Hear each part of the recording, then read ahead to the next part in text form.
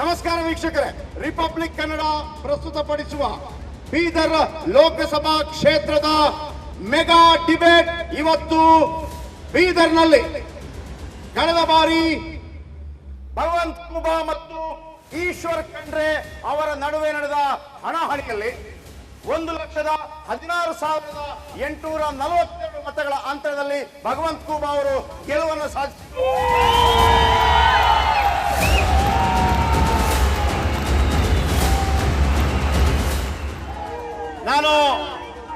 ನಾನು ಗಣ್ಯಾತಿ ಗಣ್ಯರನ್ನ ವೇದಿಕೆಗೆ ಆಹ್ವಾನಿಸ್ತೀನಿ. ಬಿಜೆಪಿಯಿಂದ ಸೋಮನಾಥ್ ಪಾಟೀಲ್ ಅವರು ಮತ್ತು ಶಶಿ ಹೊಸಳ್ಳಿ ಅವರು ದಯವಿಟ್ಟು ವೇದಿಕೆಗೆ ಬರಬೇಕು. ಕಾಂಗ್ರೆಸ್ನಿಂದ ಅಮೃತ್ ಚಿನ್ಕೋಡೆ ಅವರು, ಪೂಜಾ ಜಾರ್ಜ್ ಅವರು ವೇದಿಕೆಗೆ ಬರಬೇಕು. ಮತ್ತು ಕಾರಂಜ ರೈತರ ಪರವಾಗಿ ಚಂದ್ರಶೇಖರ್ ಪಾಟೀಲ್ ಅವರು ವೇದಿಕೆಗೆ ಬರಬೇಕು.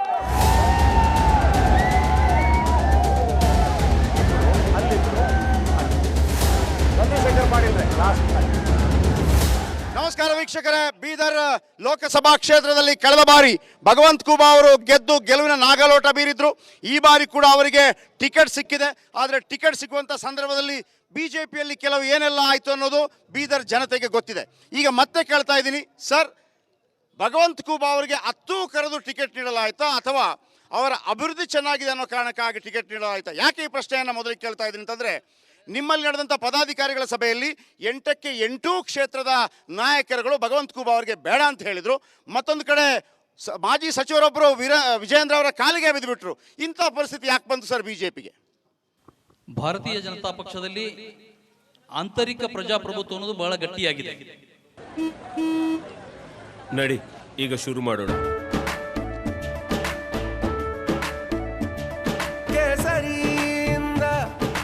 ಮನೋಲ್ಲಾಸ ಮನಸ್ಸು ಮತ್ತೇರಿ ಕುಣಿದಾಡಿದೆ ನೋಡು, ಮನಸ್ಸು ಮತ್ತೇರಿ ಕುಣಿದಾಡಿದೆ ನೋಡು. ಕ್ಷಣ ಕ್ಷಣವೂ ಆಚರಿಸಿ ಕೇಸರಿ ಹಬ್ಬ. ವಿಮಲ್ ಬಾಯಲ್ಲಿ ಹೇಳಿ ಕೇಸರಿ. ಮತ್ತು ನಮ್ಮ ಪಕ್ಷದಲ್ಲಿ ಒಬ್ಬ ಸಾಮಾನ್ಯ ಕಾರ್ಯಕರ್ತನಿಗೂ ಕೂಡ ಟಿಕೆಟ್ ಕೇಳುವಂತ ಹಕ್ಕಿದೆ. ಇವತ್ತು ನರೇಂದ್ರ ಮೋದಿ ಅವರೇ ನಮ್ಮ ಎದುರುಗಡೆ ಒಂದು ದೊಡ್ಡ ಉದಾಹರಣೆ ಆಗಿದ್ದಾರೆ. ಬೀದರ್ ಲೋಕಸಭೆ ಒಂದು ಟಿಕೆಟ್ ಆಕಾಂಕ್ಷಿಗಳ ಪಟ್ಟಿ ದೊಡ್ಡದಿತ್ತು. ಕೆಲವೊಂದು ಆಂತರಿಕ ಸ್ವಲ್ಪ ಭಿನ್ನಮತಗಳಿದ್ದು, ಮತಭೇದ ಇರಲಿಲ್ಲ, ಮನಭೇದ ಇರಲಿಲ್ಲ. ಮತಭೇದ ಇತ್ತು ಬಟ್ ಮನಭೇದ ಇರಲಿಲ್ಲ.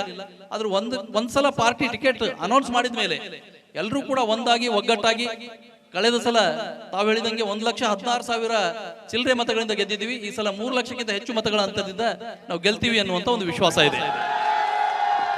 ಓಕೆ, ಮತ್ತೊಂದು ಕಡೆ ಕಾಂಗ್ರೆಸ್ಗೆ ಕೇಳುವಂತ ಮೊದಲ ಪ್ರಶ್ನೆ, ಸರ್, ಈ ಬಾರಿ ಈಶ್ವರ್ ಖಂಡ್ರೆ ಅವರ ಪುತ್ರನಿಗೆ ಸಾಗರ್ ಖಂಡ್ರೆ ಅವರಿಗೆ ಟಿಕೆಟ್ ಸಿಕ್ಕಿದೆ, ಯುವಕ, ಅದರಲ್ಲಿ ಎರಡು ಮಾತಿಲ್ಲ. ಆದರೆ ಸಾಗರ್ ಖಂಡ್ರೆ ಅವರ ತಂದೆ ಇಲ್ಲೂ ಕೂಡ ಕುಟುಂಬ ರಾಜಕಾರಣ. ನಿಮ್ಮ ಕಾರ್ಯಕರ್ತರಿಗೆ ಯಾವಾಗ ಟಿಕೆಟ್ ಕೊಡ್ತೀರಿ ಸರ್? ಕಾಯಕವೇ ಕೈಲಾಸನ ಅಣ್ಣ ಬಸವಣ್ಣನ ನಾಡಿನಲ್ಲಿ, ಕಾಯಕವೇ ಕೈಲಾಸಣ್ಣ ಅಣ್ಣ ಬಸವಣ್ಣನ ನಾಡಿನಲ್ಲಿ ಹುಸಿಯ ನುಡಿಬೇಡ ಅನ್ನೋ ಶಬ್ದಿತ್ತು. ಸುಳ್ಳು ಹೇಳ್ತಕ್ಕಂದ್ರೆ ದೇಶ ಬಿಟ್ಟು ಓಡ್ ಹೋಗ್ತಾರೆ ಮತ್ತೆ ನೆನಪಿಟ್ಕೊಳ್ರಿ. ಒಂದು. ಎರಡನೇದು, ಸಾರ್ ಕೇಳಿದ್ರು ಪ್ರಶ್ನೆ, ಕುಟುಂಬ ರಾಜಕಾರಣ. ಸಂವಿಧಾನ ಬರೆದಿರ್ತಕ್ಕಂಥ ಅವರು ಇಲ್ದವ್ರಿಗೆ ಗೊತ್ತಿಲ್ಲ. ಸಂವಿಧಾನದಲ್ಲಿ 18 ವರ್ಷದವರು ಮತ ಹಾಕಬೇಕು, 25 ವರ್ಷ ಮುಗಿದವರು ಎಲೆಕ್ಷನ್ ನಿಂದಿರಬೇಕು. ಸಾಗರ್ ಖಂಡ್ರೆ 26 ವರ್ಷದ ಮೇಲಿನ ಶಿಕ್ಷಿತ ಹುಡುಗ. ನೀವು ನಿದ್ದೆ ಮಾಡಬೇಡ್ರಿ, ಭಗವಂತನ ಬಗ್ಗೆ ನೀವಿದ್ದಿಲ್ಲ. ಹಂಗೆ ಮಾತಾಡಿದ್ರೆ ಪ್ರಶ್ನೆಗೆ ಉತ್ತರ ಕೇಳಕ್ಕೆ ಕೊಡಬೇಕು, ಇಲ್ದಿರ ಪ್ರಶ್ನೆ ಮಾಡಿಕೊಡಂಗಿಲ್ಲ. ನಾನು ಈ ಜಗತ್ತು ಬಂದರೂ ಮಾಡಿಕೊಡಂಗಿಲ್ಲ. ಅವ್ರು ಬಾಯಿ ಮುಚ್ಚಿಸ್ಬೇಕು, ಬಾಯಿ ಮೊದಲು ಪ್ಯಾಕ್ ಮಾಡ್ಕೋಬೇಕು. ಒಂದು ನಿಮಿಷ ಯಾಕೆ ಒಂದು ನಿಮಿಷ ತಡಿ, ನಾನಿದ್ದೀನಿ. ಹೇಳದ ಆನ್ಸರ್ ಕೇಳ್ರಿ. ಒಂದು ನಿಮಿಷ ಸಾಗರ್ ಖಂಡ್ರೆಗೆ ಬೇರೆ ಇಲ್ಲ ಅಂತ ಕೇಳಿದ್ರಲ್ಲ ನೀವು, ಯಾಕೆ ಸಾಗರ್ ಖಂಡ್ರೆ ಕೊಟ್ರೆ ಭಯನಾ, ಅಂಜಿಕೆನಾ?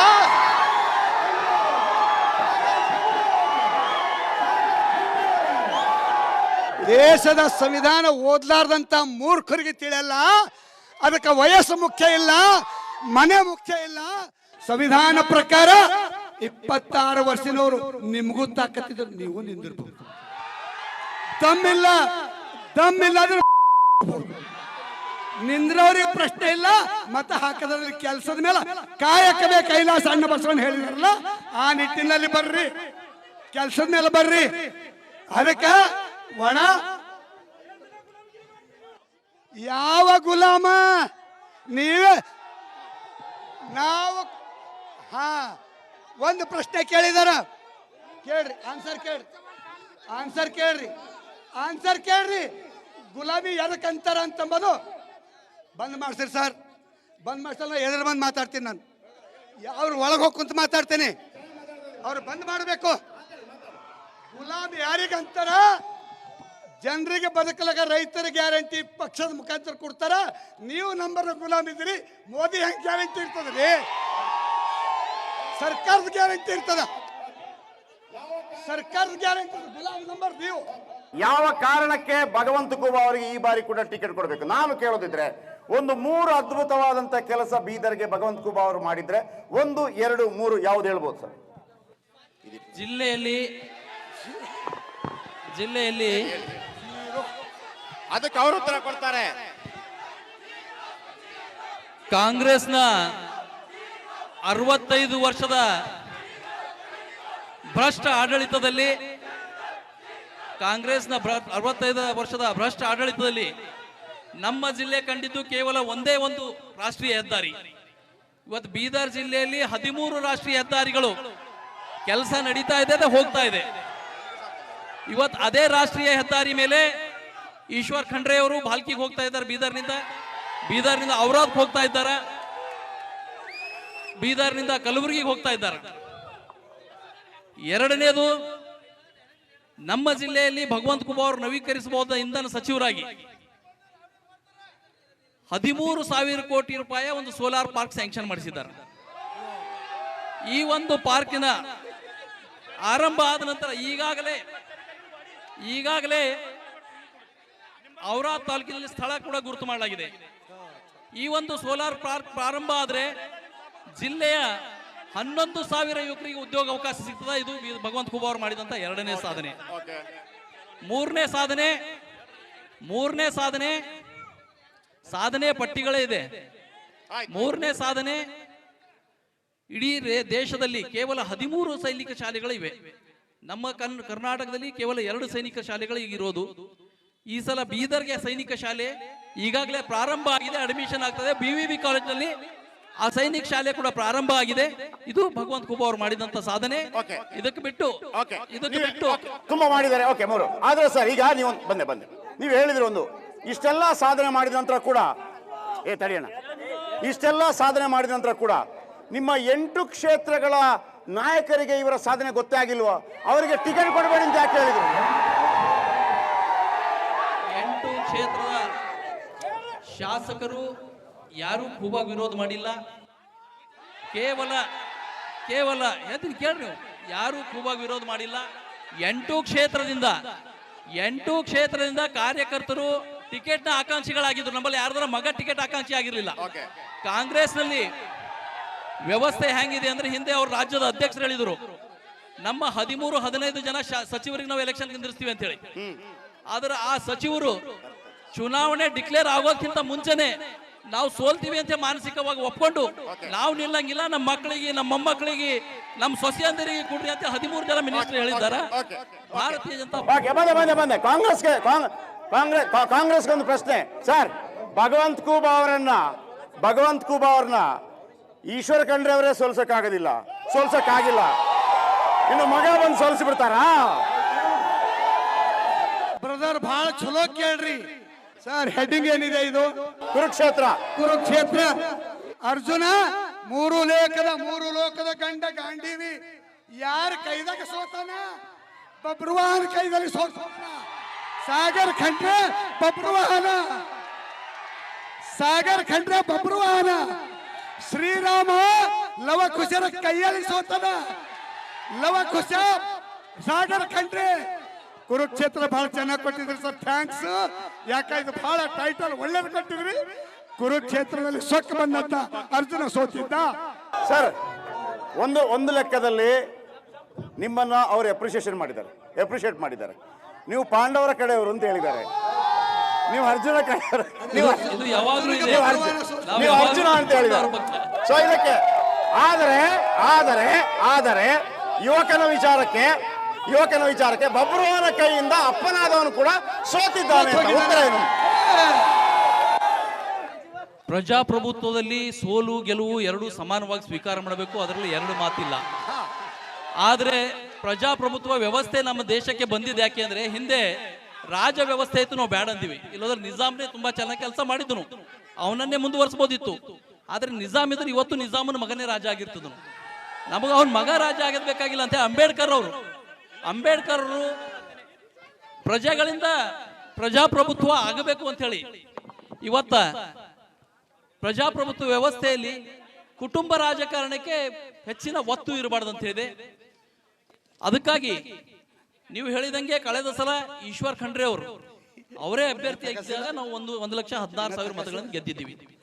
ಹೋದ ಸಲ JDS ನವರು ಇವ್ರ ಜೊತೆನೇ ಇದ್ದರು. ಇವತ್ತು JDS ನವರು ನಮ್ಮ ಜೊತೆ ಬಂದಿದ್ದಾರೆ. ಇವತ್ತು ಮೂರನೇದು, ಇವತ್ತು JDS ಮತಗಳು ನಮ್ಮ ಕಡೆ ಶಿಫ್ಟ್ ಆಗಿದೆ. ಮೂರನೇದು, ಇವತ್ತು ಪ್ರತಿ ಮನೆಯಲ್ಲಿ ಕೇಂದ್ರ ಸರ್ಕಾರದ ಫಲಾನುಭವಿಗಳು, ಪ್ರತಿ ಮನೆಯಲ್ಲಿ 4 ರಿಂದ 5 ಯೋಜನೆಗಳ ಫಲಾನುಭವಿಗಳು ಪ್ರತಿ ಮನೆಯಲ್ಲಿ ಜಿಲ್ಲೆಯಲ್ಲಿ ಸಿಗ್ತಾರೆ. ಇವತ್ತು ಉದಾಹರಣೆಗೆ ಹೇಳ್ತೀನಿ ನಾನು, ಜಲಜೀವನ್ ಮಿಷನ್, ಈ ದೇಶದ ಜನರಿಗೆ ಯಾವತ್ತು ಶುದ್ಧ ಕುಡಿಯುವ ನೀರು ಸಿಗಬೇಕು ಅಂತ ಕಾಂಗ್ರೆಸ್ ಯೋಚನೆ ಮಾಡಲಿಲ್ಲ, ಕೇವಲ ಭ್ರಷ್ಟಾಚಾರ ಮಾಡೋದ್ರಲ್ಲೇ ತೊಳಗಿತ್ತು. ಇವತ್ತು ಹರ್ ಘರ್ ಗಂಗೆ ಅಂತ ಹೇಳಿ ನಮ್ಮ ಜಿಲ್ಲೆಯಲ್ಲಿ 2,31,796 ಮನೆಗಳಿಗೆ ನಲ್ಲಿ ಕನೆಕ್ಷನ್ ಆಗಿದೆ. ಎರಡನೇದು, ಜನ ಔಷಧಿ ಕೇಂದ್ರ ಜಿಲ್ಲೆಯಲ್ಲಿ 25 ಜನ ಔಷಧಿ ಕೇಂದ್ರಗಳಿವೆ. ಇವತ್ತು ಮೆಡಿಕಲ್ ಸಲುವಾಗಿ ಅನೇಕ ಜನರು ದುಡ್ಡು ಹಾಕ್ತಾ ಇದ್ದಾರೆ. ಉದಾಹರಣೆ ನಮ್ಮ ಸೋದರಿಯರು ನಿಂತಿದ್ದಾರೆ ಇಲ್ಲೆಲ್ಲ. ಇವತ್ತು ಅನೇಕ ಬಡವರ ಮನೆಯಲ್ಲಿ ನ್ಯಾಪ್ಕಿನ್ ಯೂಸ್ ಮಾಡಲು ನಮಗೂ ನಿಮಗೂ ಎಲ್ಲ ಗೊತ್ತಿದೆ. ಇವತ್ತು ಆ ಜನ ಔಷಧಿ ಕೇಂದ್ರದಲ್ಲಿ 1 ರೂಪಾಯಿಯಲ್ಲಿ ನ್ಯಾಪ್ಕಿನ್ ಸಿಗ್ತಾ ಇದೆ. ಅಂತ 25 ಜನ ಔಷಧಿ ಕೇಂದ್ರಗಳು ಜಿಲ್ಲೆಯಲ್ಲಿ ಪ್ರಾರಂಭ ಆಗಿವೆ. ಪ್ರಧಾನಮಂತ್ರಿ